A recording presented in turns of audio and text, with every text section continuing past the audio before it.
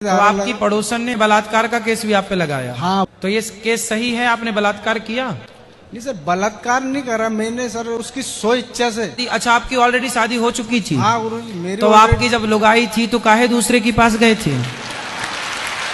तुम्हारी मती मारी गई थी, ठीक तो है? 84 साल की सजा। तुम गए थे उसके पास कि वो आई थी तुम्हारे पास? दोनों एक दूसरे के पास थे गुरुजी।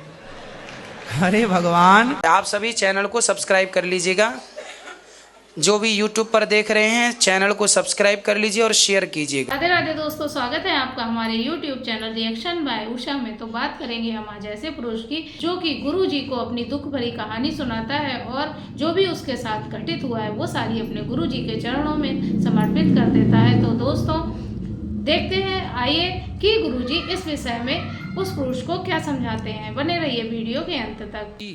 गुरुजी राधे राधे। राधे राधे। गुरुजी दंडित बंदी का दंड मस्तक आपके श्री चरणों में प्रणाम। खुश रहिए। गुरुजी मेरा एक सवाल है। हाँ। 10 साल 3 महीना 2 दिन हो गया आज मुझे जेल में। अच्छा, एक एक दिन याद है आपको? जी जी। मेरा एक ऐसा सवाल है सर कि मैं एक ऐसे बताना चाहता हूँ आपको कि वो डायरेक्ट तो मैं बता नहीं सकता हूँ सर। मैं शादीशुदा हूँ, मेरे 2 बच्चे भी हैं। मुझे मेरी पत्नी ने एक सोने की चेन गिफ्ट में दी थी और हमारे घर के बाजू में एक पड़ोसन थी जी, उसके गले में भी एक सोने की चेन थी। ठीक है। तो एक दिन वो मेरे से बोली, पड़ोसन? हाँ, कि महेश मैं तेरे को एक ये सोने की चेन देना चाहती हूँ। अच्छा। तो मैंने उससे बोला गुरुजी कि मैं नहीं लेना चाहता, ऑलरेडी मेरे पास सोने की चेन है। अच्छा। तो कुछ महीने बीत गए गुरुजी, 2-4 महीने हो गए, वो जबरदस्ती करने नहीं, मैं तुझे सोने की चेन देना चाहती हूँ। मैंने मना करा, फिर उसने आखिरी में माना नहीं, उसने कि मैं तो तुझे सोने की चेन दूंगी। तो सर गुरुजी सोना था वो, तो कहीं ना कहीं मैं भी उसमें गलत था। वो सोने की चेन मुझे दे दी उसने। ठीक है। मैंने उसको ले भी ली। हाँ। उसके बाद गुरुजी 10-11 दिन बाद थाने में जाके उसने FIR करी।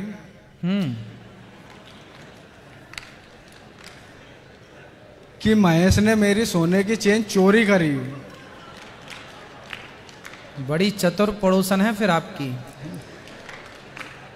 देखो ऐसा भी होता है, सबक है दुनिया के लिए कि बेईमानी का फ्री का कुछ मत लो। हाँ, फिर क्या हुआ? गुरुजी फिर FIR करी, फिर थाने गया, फिर कोर्ट में केस चला और ये सजा पड़ गई है। भोपाल सेंटर में हूँ अभी। कितने साल की सजा? तो सर जितनी मेरी उम्र नहीं है इतनी सजा है। कितने साल की? 84 वर्ष में जोड़ी जाए तो 84 वर्ष की सजा है। उम्र अभी 33-34 वर्ष की है। अब जो बाकी की सजा बचेगी वो कौन काटेगा? 84 साल की सजा है आपकी? जी। क्यों? अलग और भी केस होंगे फिर आपके ऊपर? नहीं गुरुजी, एक ही केस है, उसमें 8 धारा लगाई गई है। 376 वाली धारा है, 376 ऑलरेडी। आज तक मुझे भी इतना समय हो गया, उस बारे में मुझे भी पता नहीं है कि ये किस प्रकार से लगाएगा। फिर उसमें 120 भी प्लानिंग की धारा। तो आपकी पड़ोसन ने आपने पूछा नहीं कि बहन आपने ऐसा क्यों किया मेरे साथ? गुरुजी इतना मौका ही का मिला, जीता जेल में आ गया, अभी तक बाहर जाने का मौका ही नहीं मिला। तो बाहर जाओगे तो क्या करोगे? बाहर जाएंगे तो गुरुजी कुछ अच्छा करेंगे कि जिससे अपनी एक पहचान बने। पड़ोसन से मिलोगे कि नहीं? गुरुजी पड़ोसन की तो शादी होगी, बच्चे भी हो गए, वो अपनी मस्ती में मगन है। मगर गुरुजी मेरा एक ये सवाल था कि यदि उसने वो चेन उसकी सो इच्छा से मुझे दी है और सजा पर मुझे मिली इकल्ले को, तो गलती तो उसकी भी थी ना सर? गलती बिल्कुल थी। उसने दी क्यों? पहली बात तो आपने ली क्यों? अगर कोई जबरदस्ती दे रही है तो फिर क्या करते? अरे जबरदस्ती क्यों लेना भाई, क्यों देना? फिर उसके कारण पूछते क्यों देना है, देने का कारण आपने फिर बताया नहीं कि इन्होंने हमें गिफ्ट किया, ऐसे ही दिया?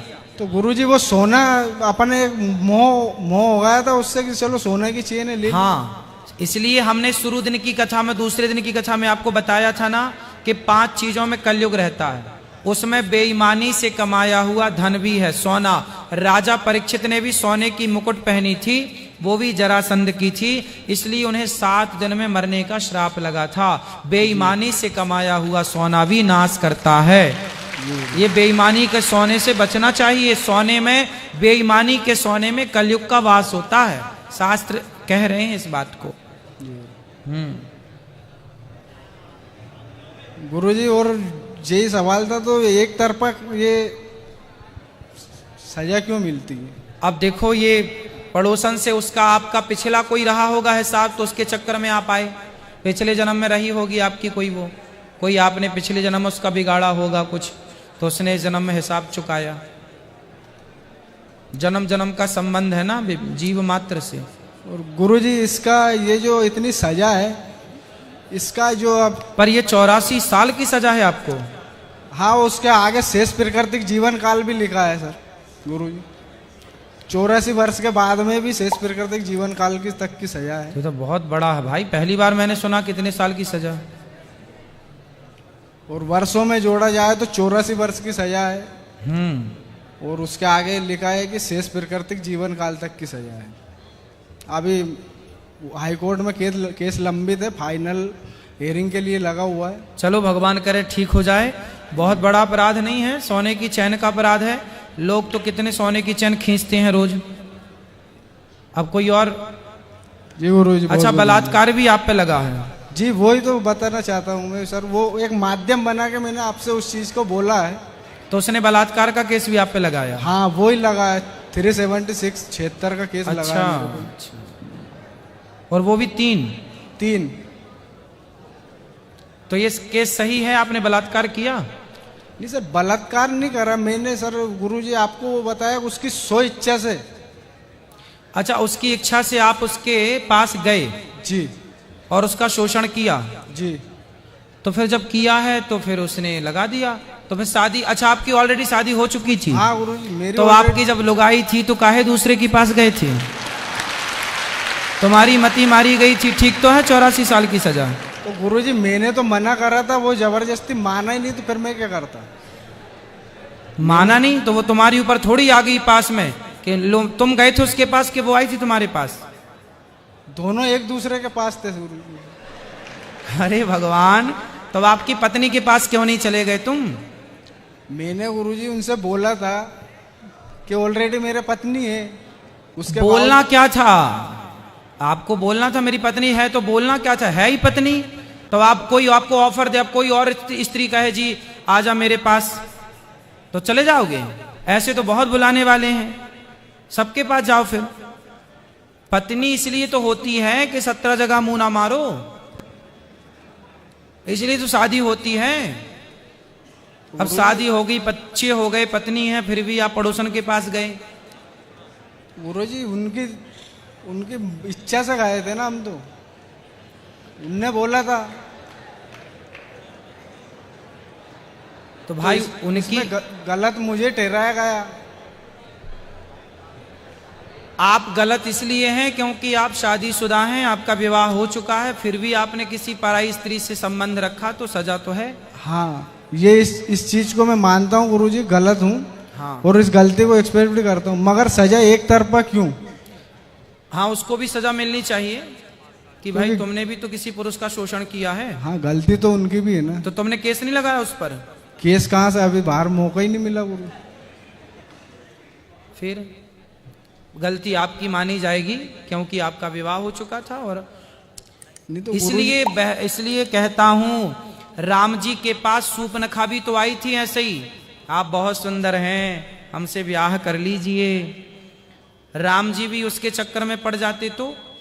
इसलिए राम जी ने मैसेज दिया आप जैसे लोगों को कि समाज में बहुत सारी स्त्रियां आएंगी जो कहेंगी आ जाइए हमारे पास, हम आपको प्यार करती हैं।